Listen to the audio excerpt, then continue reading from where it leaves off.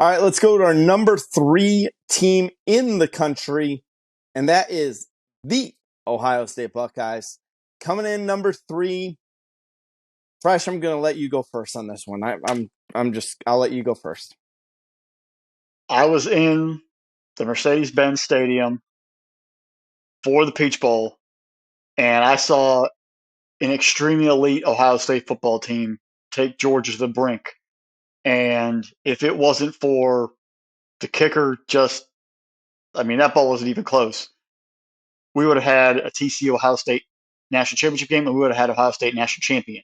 That's how close this football team is. They are an elite squad, and they're only going to be better this year because I think the defense will be that much better. The way they built, they made a jump from 21 to 22 defensively, and they now have to make that jump from 22 to 23. And that really comes for me what happens in the fourth quarter. You've lost two straight to Michigan. It is what it is. It's actually made it in my opinion, it's made a rivalry again because Ohio State was owning that series for a long, long time. You have too many weapons on offense not to dominate. You bring back your top 2 running backs, whether it's McCord, whether it's Devin Brown at quarterback. Under Ryan Day, they're going to figure it out. They're going to be able to throw the football around. And you have a plethora of receivers and offensive linemen. Yeah, you do have to replace your 2 tackles, and they'll figure that out. But I think recruiting tackles to Ohio State, I think they're just built in a lab sometimes there. Not to Big O's, Orlando Pace's, quality, but they put out some pretty solid linemen there at Ohio State. They'll figure out 5 guys who can block. Offense, not an issue. Defensively, though, I think this is where they take the next step, is in the second half and especially the fourth quarter of big football games. Now, what I mean, bear with me, Buckeye Nation, before you start yelling at me and I'm saying I'm blah, blah, blah, this and blah, blah, blah, that. In the fourth quarter versus Michigan, gave up 20 points, and the Ohio State Buckeyes as a team only scored 3 points in the second half. That's a big struggle point. You led Georgia 38-24 going into the fourth quarter, and you had a 4-point lead also at halftime. You lost both of those games. You gave up 18 points to Georgia in the fourth quarter. You scored 13 points in the second half. The Ohio State Buckeye football team in big games needs to show up in the second half. If Ryan Day can get a tough team to run the football and play not just on the quarterback's shoulders in the fourth quarter, and the defense can learn to get a couple stops or get a couple breaks there in the second half, this team will be unstoppable. But it's not just the Georgia game, it was the Michigan game and Michigan game the year before. Those 3 big games are where those one little off pitfalls have hit them and hurt them. Ohio State has top 5 talent in the nation every single year. It's just getting over that hump in some of those big games they have to get through. I think this football team is going to be much better defensively, and the defense in 2023 will carry this football team and actually allow the young quarterback, whoever it might be, to grow into the role and become that elite big game quarterback. Because we talked about Penn State, the same thing for Ohio State. Except this year you have 3 games you got to focus on. You got Notre Dame, you got to travel there to South Bend, you got Penn State, and you got Michigan. Wisconsin, we don't know what we're going to get from them. There's a lot of hype coming to that program. It is tough to go to Madison. We'll figure out what team they have when that game arrives. But on your calendar, on the schedule right now, the big names who have recruited consistently at a high level the past few years are Notre Dame, Penn State, and Michigan. And those are what you're going to set your sights on, with the Badgers being that 4th big game on the schedule.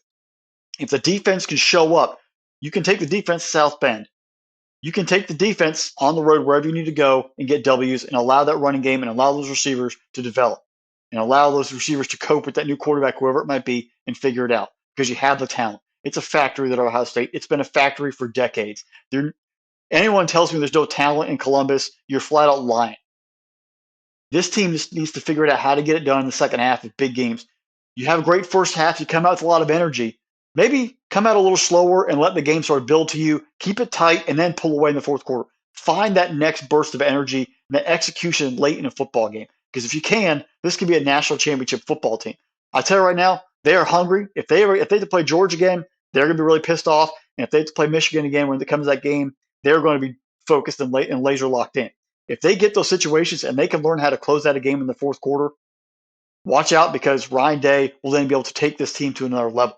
I think what Urban Meyer did to resurge this football program, Ryan Day's been building off of it. If he can get this team now to be tougher in the second half, because under Urban Meyer, whether it's at Florida or Ohio State, those football teams were tough in the second half. They grinded it out. They played physical football, and they ran it down your throat.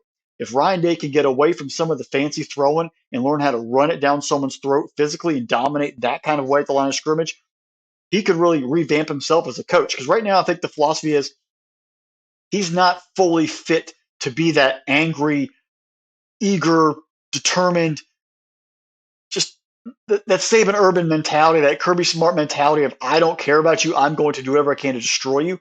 I haven't seen that from him on the sideline. He seems kind of I'm just going to throw it around the yard. If he can change that mentality and get a little more angry and drive away with that, that pound it and drive someone into the Steelers' soul, if you will. If he can get that and make that adjustment offensively with his play calling, this team could go really far.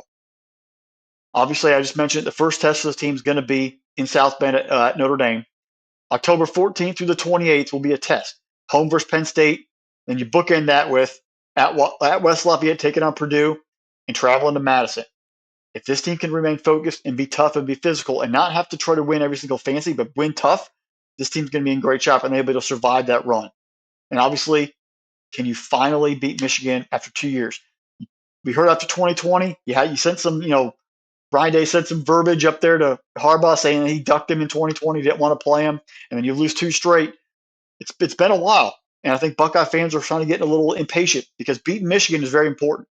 Harbaugh understands the rivalry. Urban understood the rivalry. I'm not sure Ryan Day understands the rivalry impact of the Michigan game. He's not truly an Ohio guy, so maybe he hasn't bought into understanding of that Ohio State-Michigan rivalry, and that might not be why he hasn't got that W yet and really taken over that game. If he can figure that out and play like those other guys have and coach like the other guys have, he can get this thing back on track for Ohio State and move forward. I think the ceiling for them is undefeated season 12-0, going to the Big Ten title game. The floor is 10-2. This team has all the talent in the world, and I think they're going to be a playoff team. I'm going to say it right now. Do I think they're undefeated? 10-2 might even get them in the playoff, depending on those losses come out to be. But this is a very good football team. But can they win in the second half? Can they win in the fourth quarter in big games and take it to the next level? That's what I want to see in 2023. Oh, fresh. So I look at this and it's been a long time trying to slowly, because again, I try to stay very unbiased on things, and I try to stay very balanced.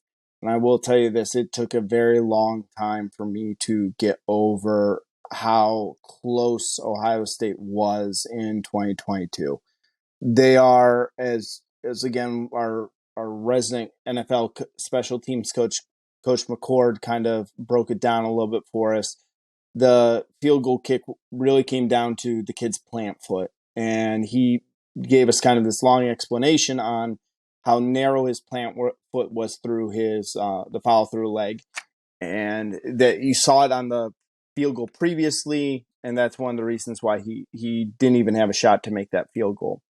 The question everyone's going to be asking for Ohio State is who's going to be quarterback. It looks like it's going to be Kyle McCord. He's going to be given the first shot.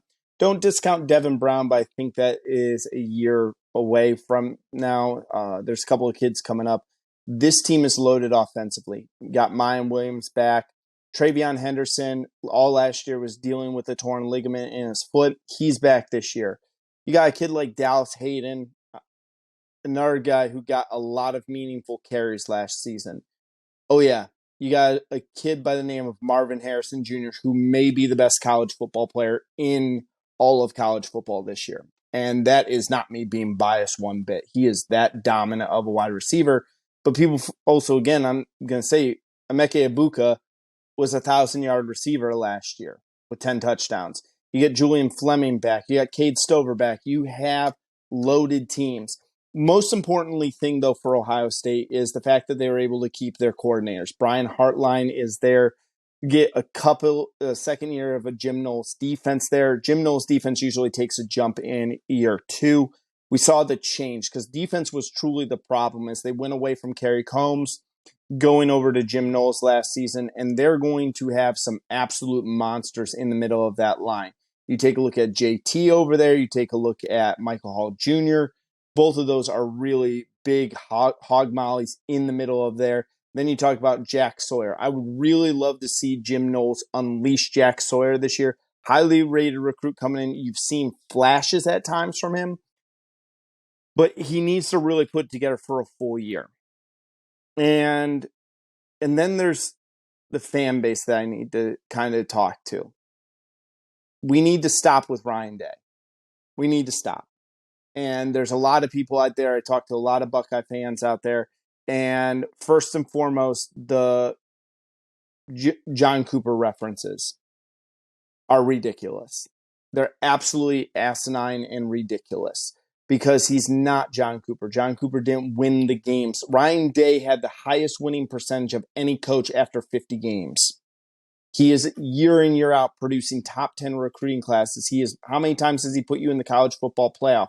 How many times has he put you in the national title game? I don't care what they played after Atlanta last year. The national title game happened in the Peach Bowl last year. And that was whoever won that game was going to smoke TCU the next week. It didn't even matter. The national title game happened in Atlanta.